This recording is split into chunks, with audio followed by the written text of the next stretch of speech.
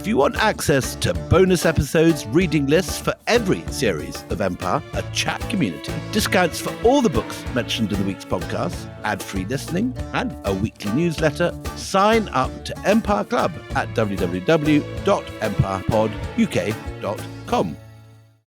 This episode is brought to you by the world's first reposado from Tequila Herradura. Made with slow-cooked, hand-harvested agave sealed into oak barrels and aged 11 months. Before being enjoyed in your glass. Experience the world's first reposado, Tequila Herradura. Please drink responsibly. Responsibility.org. Tequila Herradura. 40% alcohol by volume. Imported by Brown-Forman, Louisville, Kentucky. Herradura is a registered trademark. Copyright 2025 Brown-Forman Corporation. Abercrombie's viral denim sale is back, and Spotify listeners get an extra 15% off with code SPOTIFYAF. Abercrombie is known for their denim. With 30 to 50% off all jeans, find out how denim should fit. Shop the viral denim sale in the Abercrombie app, online, or in stores. Valid in stores and online through August 11th, 2025 in US and Canada. Excludes clearance, price reflects discount. Code valid in US and Canada through August 11th, 2025. Exclusions apply. See details online. On WhatsApp, no one can see or hear your personal messages. Whether it's a voice call, message, or sending a password. To WhatsApp, it's all just this. So whether you're sharing the streaming password in the family chat or trading those late-night voice messages that could basically become a podcast, your personal messages stay between you, your friends, and your family. No one else. Not even us. WhatsApp. Message privately with everyone.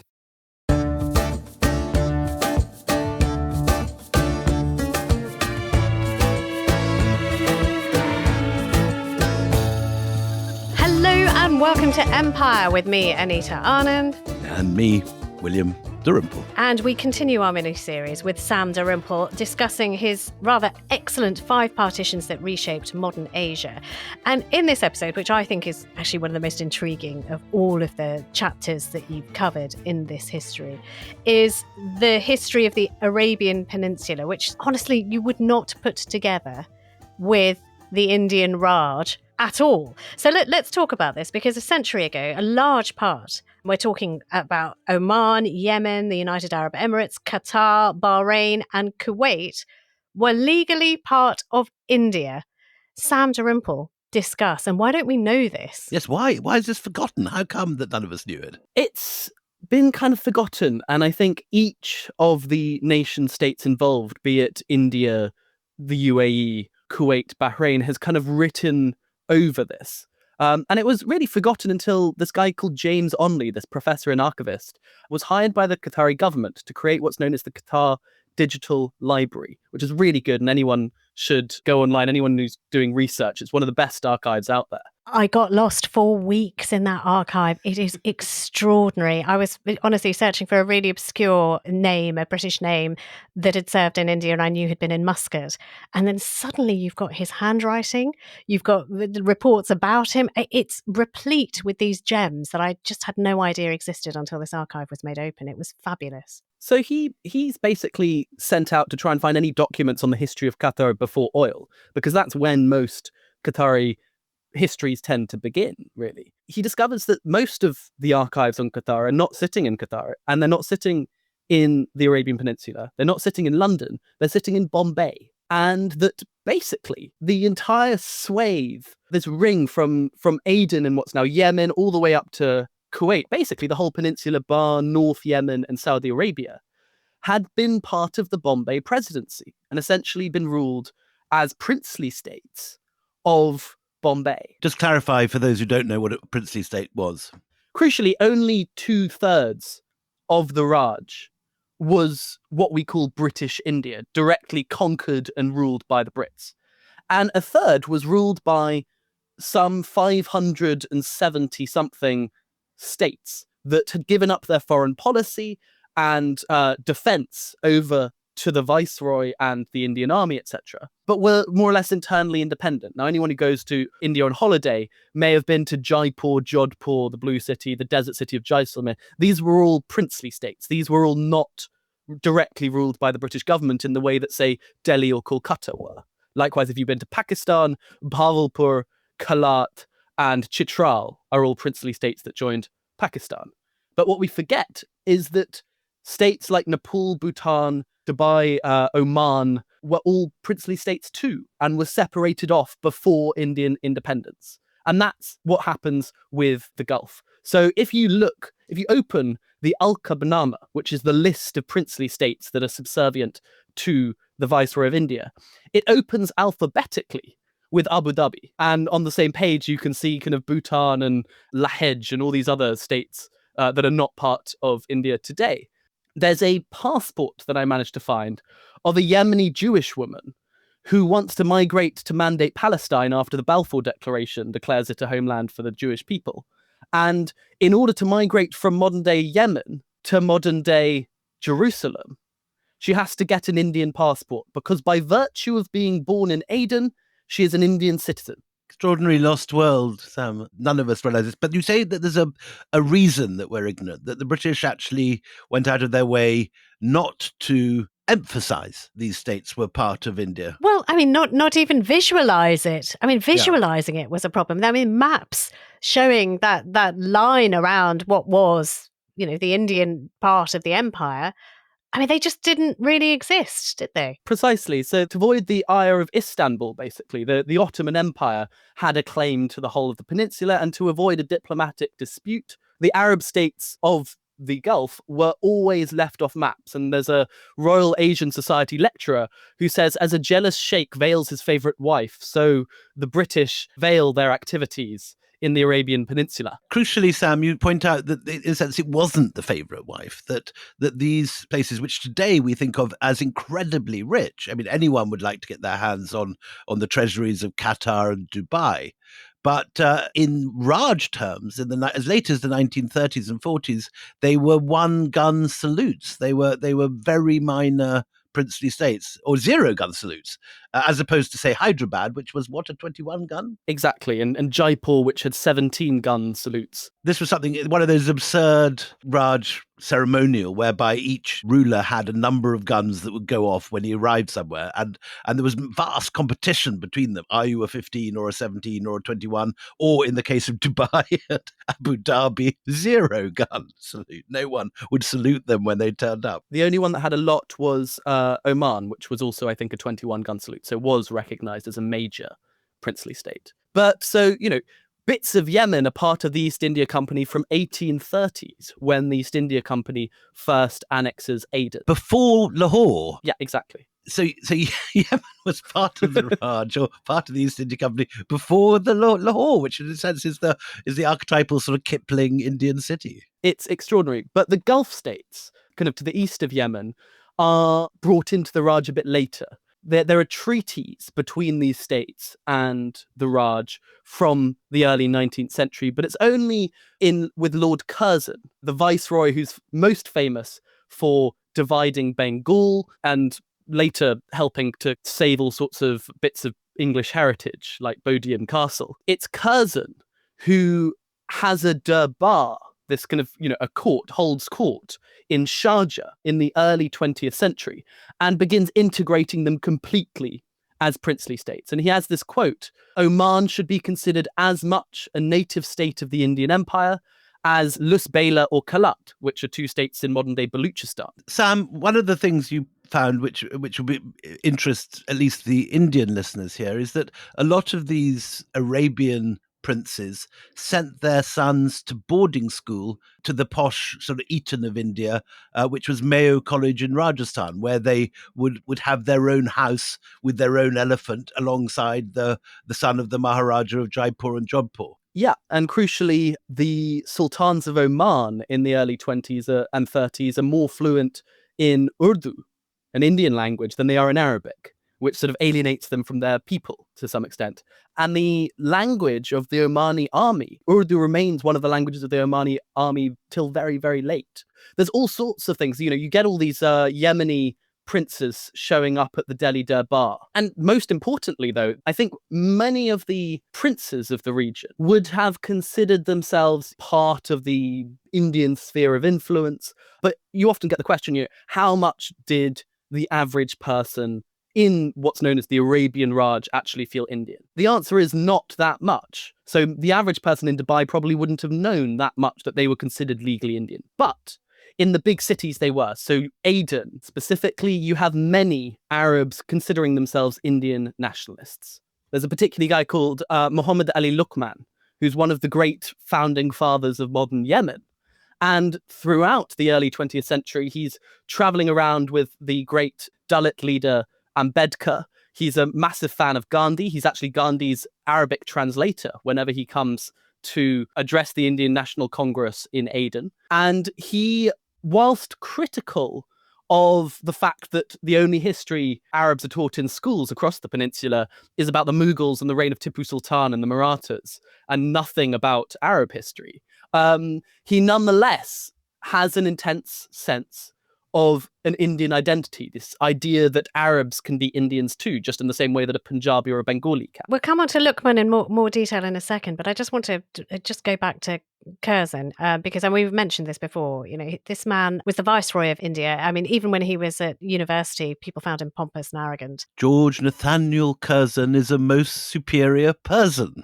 Thank you for taking the words right out of my mouth. Yes, thank you. But I mean, the thing is, though, he believed in pomp and ceremony. You mentioned the gun salutes, but there is also a visual image of what he thought of the peninsula states, because he may have wanted them to be included, but this photograph that exists in the British Library, it shows Curzon. He liked to sort of sit in the middle of all of this to show his grandeur, and all of the Nawabs and all of the Rajas and Maharajas would have to come and bow before him as a obsequience to show that the British Empire is supreme. You may be a princely state, you may have jewels and diamonds, but you bow to us. In India, they were given quite a lot of respect. In the photograph that was taken at Sharjah, they don't even have chairs, some of them. They're sitting on the ground around him or kneeling before him. So although he wanted them present in this sort of great India of his, he didn't want them to forget their place, and their place was very low to the ground. So the Gulf states he views as particularly small, essentially. So I think several of the states of modern-day Yemen, as well as the state of Oman, were very important in his eyes and were given massive respect. But as far as he was concerned with the sheikhs of Dubai and Doha and Sharjah, they were right at the bottom of the imperial pecking order. And one of the great stories that has emerged from this book is the fact that there is this complete reversal. So today, Indians go to the Gulf and are often treated quite badly and as servants, etc. As housekeepers, yeah, or taxis in Dubai. And 100 years ago today, the reverse was true. You had Arabs from Dubai moving to Bombay, etc., as servants. There's this wonderful quote that I managed to find of a Qatari man who was very pleased that the tables had turned. And whilst he was once hit for stealing an Indian official's apple and was kind of, basically beaten, now the Indians come to Qatar as servants and he could do the same to them. Slightly dark, but strange reversal. So let's go back to this fascinating guy, Muhammad Ali Luqman, because he is from an Arab family in Aden, as you say, but he feels Indian. I mean, not only feels Indian, but he speaks Indian languages as well, doesn't he? I mean, Gujarati is one of his languages. Hindi is one of his languages. He writes a short story about life in Gujarat. He's got cousins in Gujarat. And he writes that for many years after becoming Gandhi's translator, I eulogized the aims of the Indian Congress. And it's only in the kind of 1930s that he begins propagating Arab solidarity and disseminating Arab aspirations instead. So there's this reversal that just as Burma, that we discussed in the last episode, just as Burmese people are beginning to feel alienated from India, you get people like Gandhi saying, you're not really Indian though, are you? Because, you weren't featured in the great Hindu epic, the Mahabharata. At exactly the same moment, the same sort of attitude is being applied to Arabs like Luqman. He's being told, well, you're not really Indian. Aden's a part of the Indian Empire, but you're not really Indian. Sam, how similar was this to the way that many Arabs would have felt Turkish being under Ottoman rule? Was it a parallel to that? So it's rather interesting. So yes, it's definitely similar. One of the things, interestingly, that really alienates Arabs like Luqman from this kind of pan-Indian identity is the fact that most Indian Muslims support the Ottoman Caliphate and really, think that the downfall of the Caliphate in World War I and the independence of the Arab states, I think Lawrence of Arabia time. Many Indian Muslims think this is an awful thing, that the caliphate is the leader of the world's Sunni Muslims and should be propped back up. Whereas Arabs like Luqman begin to feel like, why are you supporting a colonial power that's dominating Arabs? And so a wedge begins to form even between Arab Muslims and Indian Muslims, in a sense. It's so extraordinary. We never have this image of Arabia divided between the Ottoman Empire and the British Empire, but it is a cleavage, and it's a very important one. Let's cast our eye on Aden more closely, because on the same day, in the last episode, we talked about the partition of Burma. On the same day, April the 1st, 1937, you have the decision to separate Aden from India. And this is the telegram that George VI reads out. Aden has been an integral part of British Indian administration for nearly 100 years. The political association with my Indian empire will now be broken, and Aden will take its place in my colonial empire. Why do they decide to do this, and why do they decide to do it now? So there's multiple things going on here at once. You've got an increasing sense that India might be independent in the future. You know, that it's the express aim of the Congress. And frankly, separating off these bits that Indian nationalists don't want mean that we can potentially keep them in the future. There's this guy, Bernard Riley, who's one of the governors in Aden, and he's constantly going on about how much reforms in the Arabian Peninsula are always bogged down by the vast Indian bureaucracy that's always more focused on events in Bengal and Punjab than it is on events in Aden.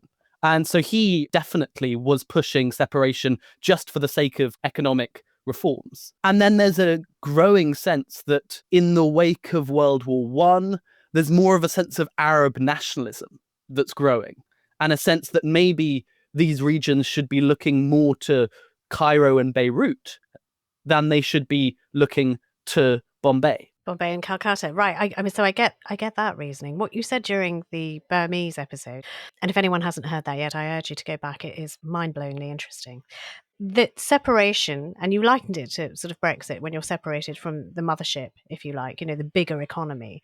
It sort of is a prelude to economic disaster.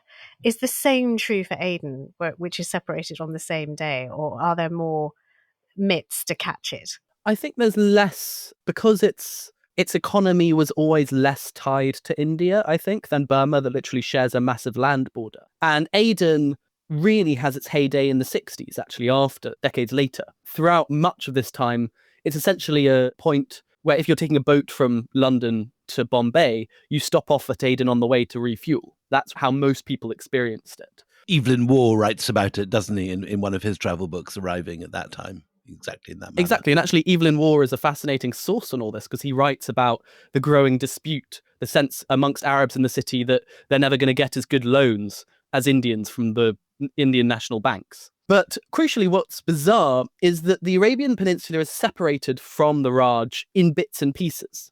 So you get Aden separated on April Fool's Day 1937, but the Gulf states remain, like Dubai, remains a part of the Indian Empire until much later, until basically early 1947. So just as Indian independence is looming, you get all these conversations about, well, we should quickly separate them off now before, you know, we hand over the reins to the Gulf. And so there's all these bizarre telegrams that I managed to find in the archives. There's British officials discussed whether India or Pakistan would be allowed to run the Persian Gulf after independence. Yet a member of the British legation in Tehran writes of his surprise at the apparent unanimity of officials in Delhi that the Persian Gulf was of little interest to the government of India. So the Indians are essentially offered the Gulf and turn it down. And as the Gulf resident William Hay puts it, it would clearly have been inappropriate to hand over responsibility for dealing with the Gulf Arabs to Indians or Pakistanis. There is very almost a world in which the entire united oil wealth of the Gulf is handed over to either India or Pakistan. And it would have changed global geopolitics entirely. And it's one of the most consequential decisions, in a sense. Imagine Pakistan as an oil state, or India as an oil state. Just extraordinary. But oil hasn't really been discovered yet. And it wouldn't have just been an oil state. It would have had, think of what Dubai, Qatar, Bahrain each have, and put it all together. And I wonder if the decision, taken by India, no thanks, but no thanks. Thanks very much. Nice of you to think of us, but no, we don't want it, is informed by, the fact that there are growing fissures within the independence movement as well, between the Indian Congress and groups like the Khilafat movement, who identify themselves as being primarily Muslim. And there is this sort of like building picture in India itself in the 1930s and early 40s of we can't have any more tipping the balance out of our favour. To answer your question, Anita, I think that it's much more the fact that the Indian government just sees this as a money drain. Oil hasn't really been discovered, and these are tiny villages on the other side of the Arabian Sea that, they will have to fund a huge navy to protect. One of the reasons that all of these states were never brought into modern Saudi Arabia when Ibn Saud unifies all the Arabian tribes in the 1920s is because they were under the protection of the Indian army. And the question was, do they really want to have to continue funding the protection of these small villages that were a crucial link in the Indian Empire? But, how relevant are they really to Indians today? That's so brilliant. So they just said they can't afford to look after Dubai and Qatar because they're such a drain. Isn't it reminiscent of when the Russians sold back the west coast of the United States before the gold was found in the gold rush? Just before. And Alaska before the oil. Yeah. Well, let's take a break here at another moment where India said no thanks, but no thanks. We don't want these bits. You can keep them before oil is discovered. Join us after the break where we introduce you to a really fascinating man. His name is David Holden, and only this year has he been exposed as a CIA KGB double agent. See you in a moment. This is an ad by our old friends BetterHelp. Modern wellness is full of advice. There's something for anxiety, productivity, or to help you scroll less and sleep more. Apps, routines, cold showers, nothing that I'm very fond of there. Fitness plans, 1,000 ways to feel better, and some of it might help. But it wasn't designed with your mind in mind. It doesn't know how you're wired, your experiences, or where your blind spots might be. That is where therapy comes in. Not another voice in the algorithm, but a real conversation with someone trained to listen, ask the right questions, and help you understand your own mind, not someone else's mantra. BetterHelp gives you access to over 5,000 UK-based therapists. And because it's online, you can access support anytime, anywhere. It fits around real life, not the other way around. As the largest online therapy provider in the world, BetterHelp can provide access to mental health professionals with a diverse variety of expertise. Talk it out with BetterHelp. Our listeners get 10% off their first month at BetterHelp.com/Empire. That's BetterHelp.com/Empire. This episode is brought to you by State Farm. Checking off the boxes on your to-do list is a great feeling. And when it comes to checking off coverage, a State Farm agent can help you choose an option that's right for you. Whether you prefer talking in person, on the phone, or using the award-winning app, it's nice knowing you have help finding coverage that best fits your needs. Like a good neighbor, State Farm is there. This summer, try the new Strato Frappuccino blended beverage at Starbucks. It's the classic blended iced coffee you know and love, now topped with a creamy layer of handcrafted brown sugar cold foam. Available for a limited time. Your Strato Frappuccino is ready at Starbucks. Welcome back. Okay, well, that was a tease and a half before we went into the break. Sam Dalrymple, tell us all about this man, David Holden. So David Holden's a really fascinating figure. He shows up in my book because his writings as correspondent for various newspapers in the 1950s across the Arabian Peninsula is one of the best visualizations for the lingering Indian influence across the region. He writes amazingly about the fact that he had looked forward to his Arabian posting, but he hadn't been expecting to be attending a garden durbar in honor of Queen Victoria's appointment as Empress of India in the 1950s, kind of Bahrain. And he writes that the Raj maintains here a slightly phantasmal sway, a situation rich in anomaly and anachronism. The servants are all bearers, the laundrymen adobe, and the watchmen are chowkidar. And on Sundays, the guests are confronted with the ancient and agreeable Anglo-Indian ritual of a mountainous curry lunch. So he writes gorgeously about the lingering impact of the Raj on this region. But as you said, what's extraordinary is that he has entered the news this year as one of the big double agents of the Cold War. Working for the KGB against the CIA. Well, working for kind of both. His former editor at the Sunday Times remembers him as a small, neat man, not a hair out of place, who with his bush jacket and debonair manner managed to bring a touch of beau geste to our newsroom hubbub. He was generous in providing contacts and very well aware of the dangers of practicing journalism in tense, exotic places. And if you look at a photo of him, he's a kind of smug and confident young man in a cotton suit with combed black hair and a sort of penetrating gaze. He looks like he works at the tax office and he's just landed me with an enormous bill and he's very happy with it. That's what he looks like. That's exactly what he looks like. So some kind of administrator who's got the cream. But yeah, so what is he doing at this time and how is he sort of playing both sides off each other? One of the great mysteries of the Sunday Times' history that the editor Harold Evans spent years trying to solve and never managed to solve was why was Holden mysteriously murdered in Cairo? And he's found, I think, in a parking lot or something somewhere. His body's just found kind of dumped on the side of the road. When is the murder? What? Body's found in 1977, so just 6 years after my book ends. And yeah, it's one of the great mysteries of the Sunday Times' history. And there was all sorts of stuff coming out when I was researching the book about his mysterious meetings with a known Soviet bloc agent. And it was recently discovered just in the last year of my research that he'd had a passionate romantic affair with ex-communist and spy Leo Silberman, who turns out later to have been a KGB recruiter. And there's a letter that he writes to his brother that in such a conservative environment as Arabia, what is a fellow to do except turn queer? So news investigations recently have concluded that his relationship with Leo Silberman eventually evolved into him working for the KGB himself, and that he was working for the CIA at the same time, and that it was one of the big scandals, basically, of the Sunday Times' history. But what the hell's he doing in the Gulf states? I mean, what do they both want of him? I mean, why is he working for them? Who is he there for? And is he doing this for money, or is he a communist? I mean, his description of the absurdity of British rituals in the Gulf would indicate that he's a lefty, sort of laughing at the pompous Brits, which would imply a more kind of left-leaning politics. He's definitely that. I think that it's still unclear what's going on. I think that he is covering the whole of this region, including Egypt after the Suez Crisis. He's covering Israel-Palestine.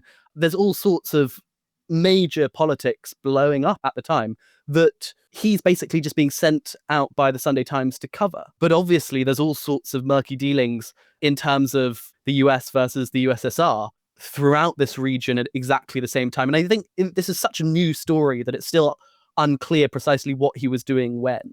But I think as more research is done, it'll become clearer, and this will soon be regarded as one of the great kind of Kim Philby stories of the Cold War. It's just an extraordinary thing, I mean, we did mention just before the break that India had said no thank you to all of these Gulf states because oil had not been discovered. I mean, at what point is oil discovered where India can really kick itself in the shin, and Pakistan can as well, by saying no thank you to this great gift? And when Holden is there, is it the start of money starting to pour out of this region? Precisely. So there was oil discovered in the region shortly before separation and before the partition of Arabia from India, but it was discovered in small quantities. The thing that changes everything is when Iran tries to nationalize the Anglo-Persian Oil Company in the early 50s. Which I think I'm right in saying is part of Burma Oil, which we discussed in the last episode. It's a subsidiary. That's right. So you've got these kind of funny connections, and crucially, this bit of Iran where oil is, Muhammara was very almost recognized as a independent princely state of the Raj. And the Brits tried to get the local sheikh to basically declare independence of Iran and be recognized alongside Kuwait and Qatar, etc., as a princely ruler. But when Holden's arriving, it's just beginning. You're just suddenly getting this new investment in all the oil reserves of Bahrain, and I think Abu Dhabi's just discovered some, but it's not yet discovered in places like Dubai. And when he's going around, he's shocked. The crucial thing that he's seeing everywhere is this lingering Indian influence.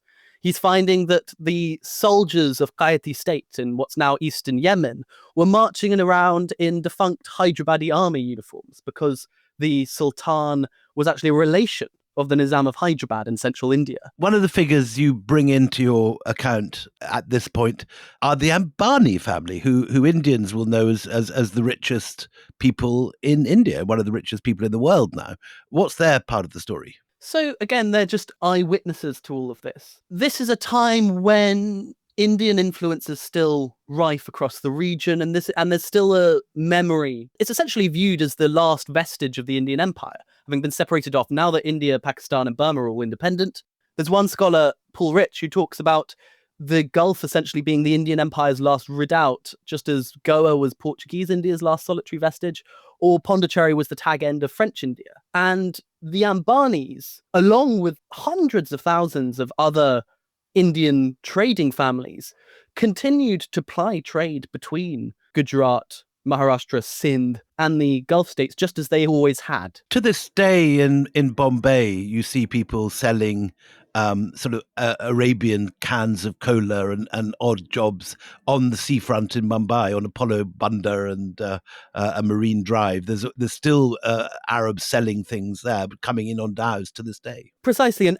Ambani, Dhirubhai Ambani, whose son Mukesh is now one of the richest men in the world, with one of India's biggest businesses, is one of the Indians who's going out there to continue to making a fortune there. Like Aden is increasingly in the 50s, one of the British Empire's last great shipping centers. Aden is what Dubai will later become. It's the big business center of the Arabian Peninsula. And Ambani goes there to basically work for an oil company. A lot of the eulogies of his life, of this rags to riches story, like to talk about him as a petrol pump owner.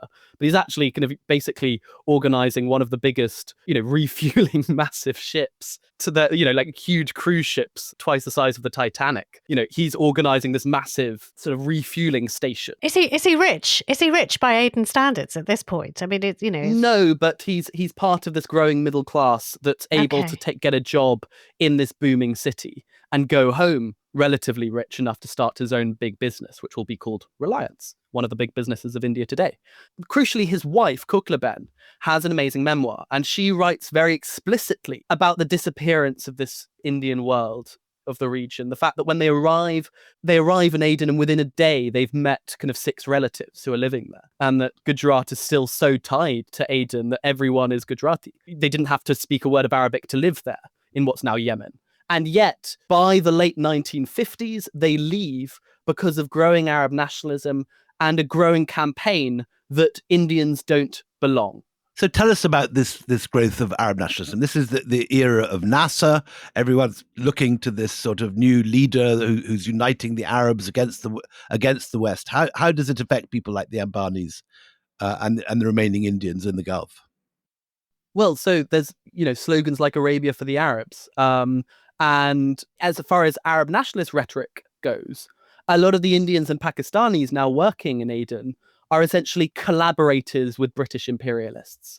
And in quick succession in the mid-1950s, citizenship of the Gulf states is tied to a fair knowledge of Arabic and to basically being Arab. I think this is one of the most fascinating aspects when you're looking from the long distance back at the Raj. Today, many of us write about the Raj as something exploitative and which looted and robbed India. And I've spent a lot of my working life sort of working on that theme. But one of the plus points of the Raj, which is often not understood in modern India, is that the Raj, because of its sheer size, and because of its links to other British colonies, like the ones in East Africa, allowed Indians who were entrepreneurial, like the Chettiars going to Burma, like the Gujaratis going to Aden, like all the Ismailis going to East Africa.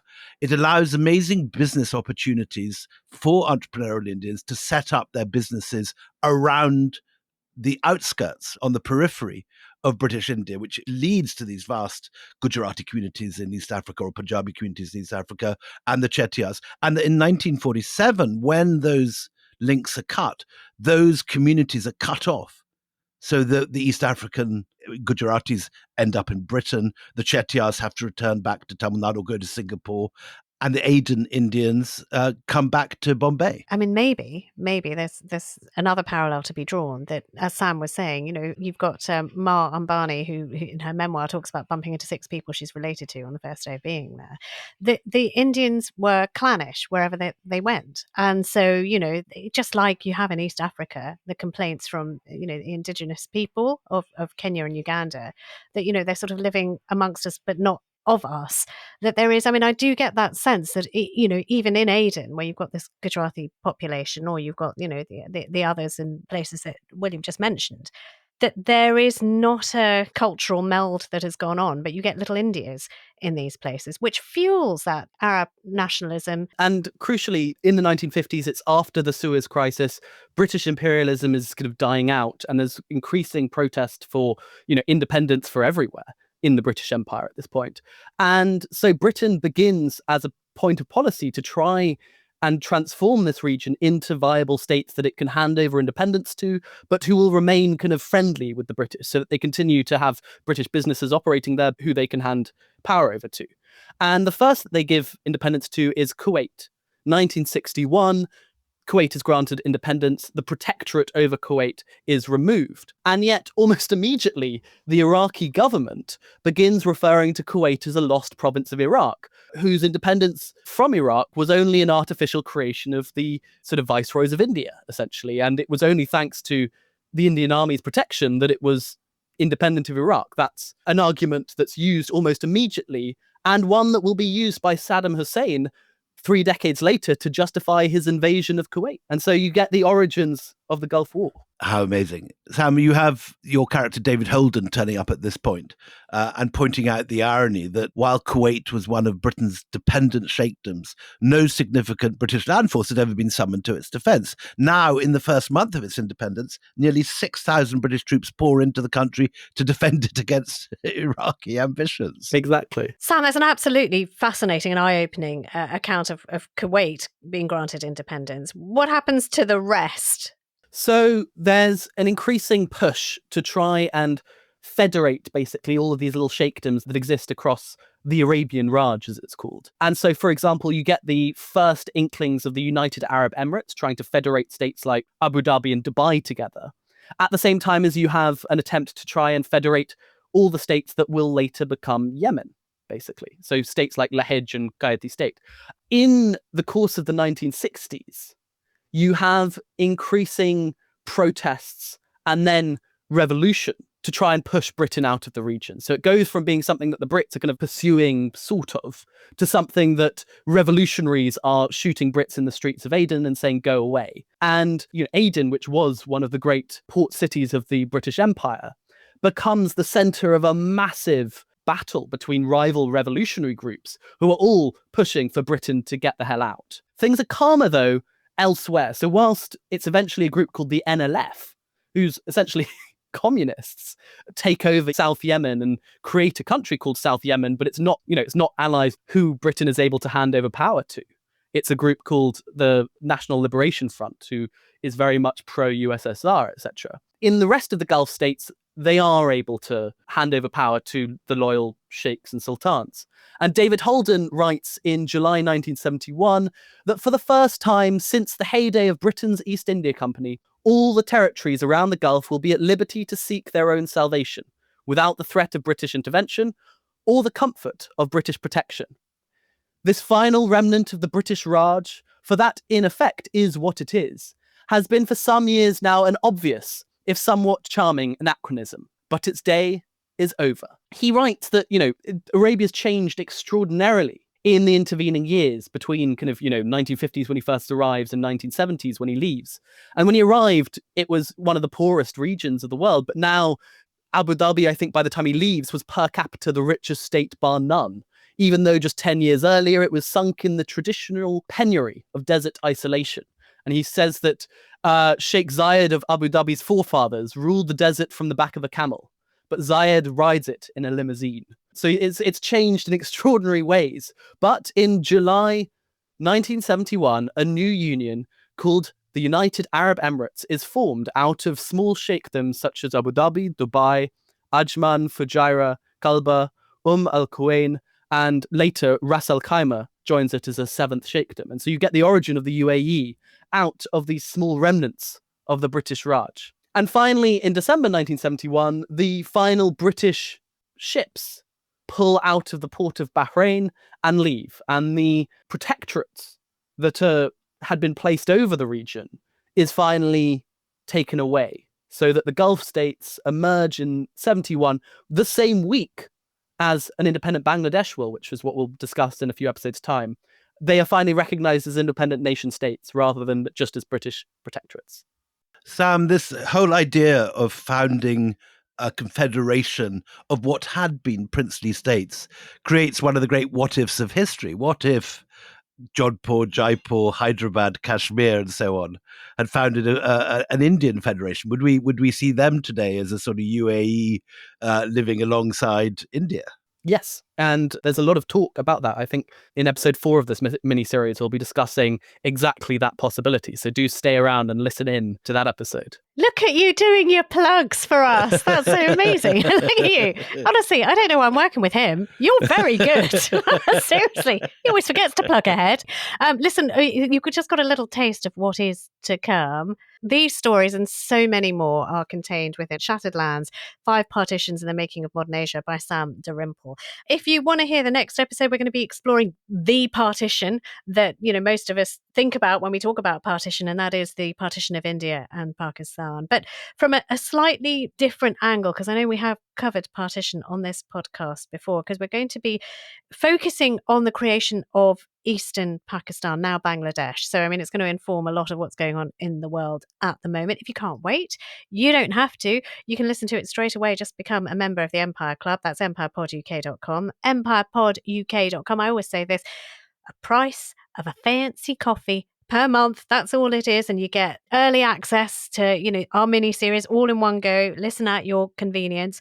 Weekly newsletters, which are brilliant and stuff full of extra information and reading suggestions. Well, you become part of our team, and you also get our love forever, because you becoming a member of a club lets us do what we do. And we're very, very grateful for those of you who sign up. Keeps the whole pod going. So it's empirepoduk.com. Keeps the wheels on, it does. Anyway, till the next time we meet, it is goodbye from me, Anita Anand. And goodbye from me, William Dalrymple.